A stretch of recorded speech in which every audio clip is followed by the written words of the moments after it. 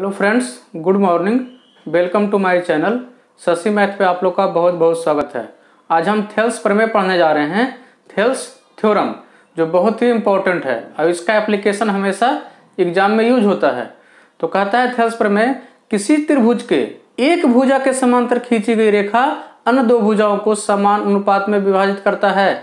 यानी ABC कोई triangle है और इस ट्रायंगल के एक भुजा के समांतर खींची गई रेखा BC भुजा के समांतर हम कोई रेखा खींच देते हैं। देखिए BC भुजा के समांतर कोई रेखा खींच दिए D, तो कहता है ये खींची गई रेखा अन्य दो भुजाओं को यानी AB तथा AC को समान अनुपात में विभाजित करता है। इसका मतलब AD और बटा DB बराबर AE और बटा EC।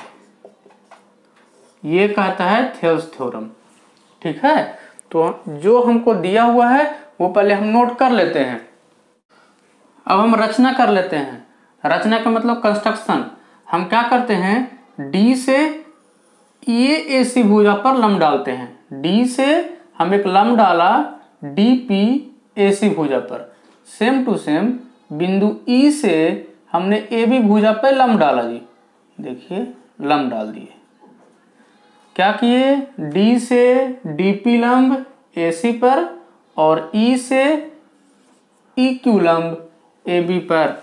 रचना में लिखेंगे DP परपेंडिकुलर AC और EQ परपेंडिकुलर AB तथा में क्या करना है, C से आप D को मिला दीजिए और B से E को मिला दीजिए तथा C से D को एवं B से E को मिलाया।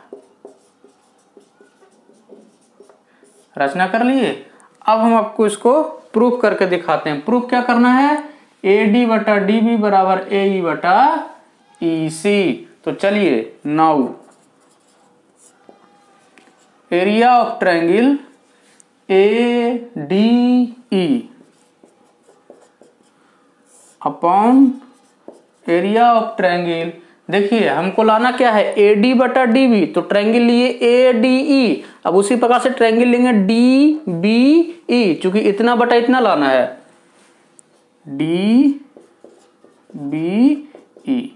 तो ट्रायंगल का एरिया क्या होता है, 1/2 बेस इंटू हाइट। तो ADE का निकालना है एरिया, तो 1/2 बेस क्या हो जाएगा, AD हो जाएगा।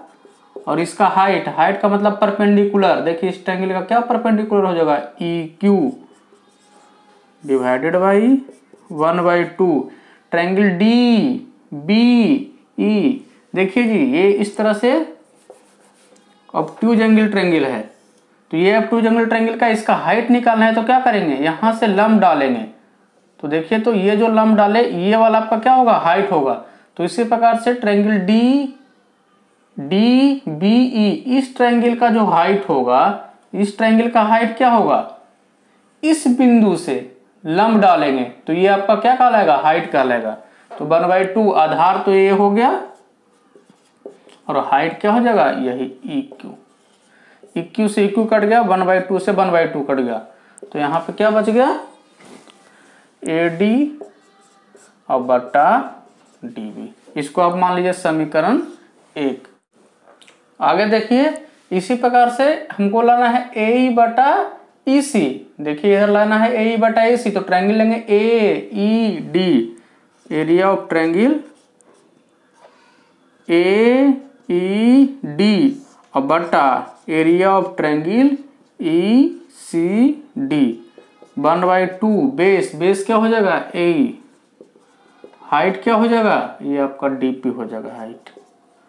1/2 बेस। इसी प्रकार से ट्रायंगल देखिए ECD, ये ट्रायंगल का बेस तो यही होगा और हाइट कौन सा हो जाएगा, ये हो जाएगा। बेस आपका हो जाएगा EC, हाइट हो जाएगा DP।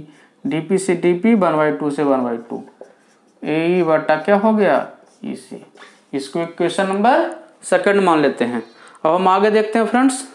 दिख रहा है आपको, देखिए आप जानिए, दो समांतर रेखा के बीच एक ही आधार पर बने सभी त्रिभुज का एरिया जो होता है समान होता है। कोई दो समांतर रेखा ले लिए, चलिए ले लिया। अब इन दोनों समांतर रेखा के बीच बने सारे त्रिभुज का एरिया समान होता है। देखिए एक ही आधार पर, देखिए एक आधार ले लेते हैं, इस पे हम त्रिभुज बनाए, ये एक त्रिभुज बना, और इसी आधार पे दूसरा त्रिभुज बना लिए। देखिए ये त्रिभुज एक बना लिए, फिर इसी आधार पर एक और त्रिभुज बना लीजिए, ये त्रिभुज बना लिए, तो सारे त्रिभुज का क्षेत्रफल क्या होगा, समान होगा। यानी एक ही आधार पर बने सारे त्रिभुज का क्षेत्रफल क्या होता है, समान होता है। कब, जब दो समांतर रेखा रहे तब। इसी प्रकार से देखिए B और D समांतर है, और एक देखिए बेस है आपका D, तो D बेस पे एक त्रिभुज बना है DEB, और इसी बेस पे बना है त्रिभुज DEC। देखिए दो त्रिभुज बना है, तो दोनों त्रिभुज का एरिया क्या होगा, समान होगा। तो यहां हम नोट डाउन कर देते हैं।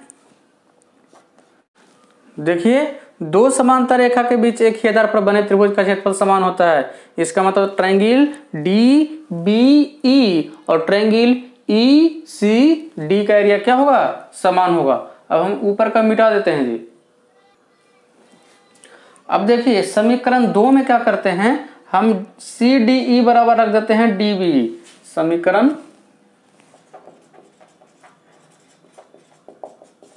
समीकरण 2 में देखिए एरिया ऑफ ट्रायंगल AED और बटा एरिया ऑफ ट्रायंगल ECD का मान रख देते हैं क्या, DBE।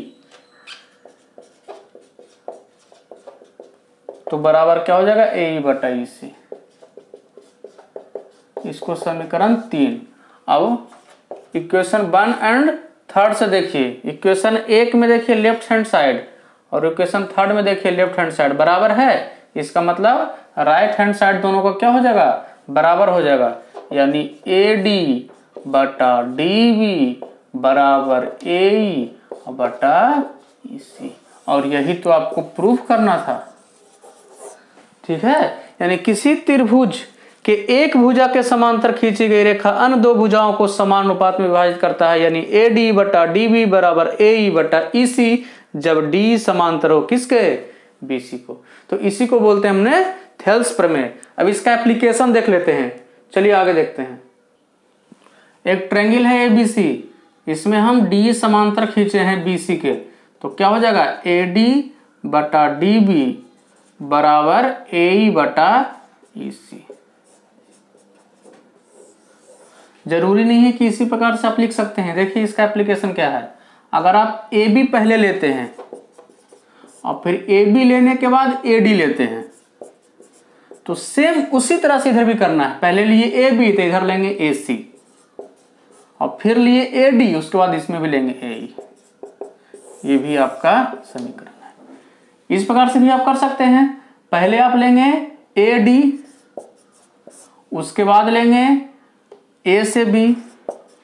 तो इसी प्रकार से जो आप इधर करेंगे वही इधर करना पड़ेगा, AE और बटा AC। ये इसका एप्लीकेशन हो गया, ध्यान रखिएगा।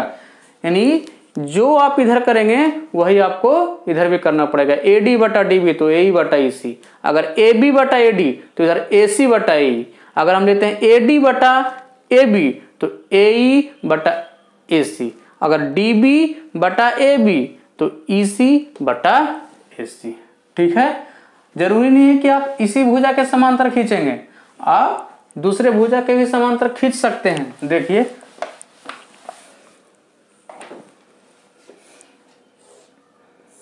कोई ट्रायंगल है ABC, अगर आप AC भुजा के समांतर खींचते हैं, देखिए ये भुजा और ये भुजा समांतर है, तो इसमें भी आप लिख सकते हैं क्या, B से चलते हैं,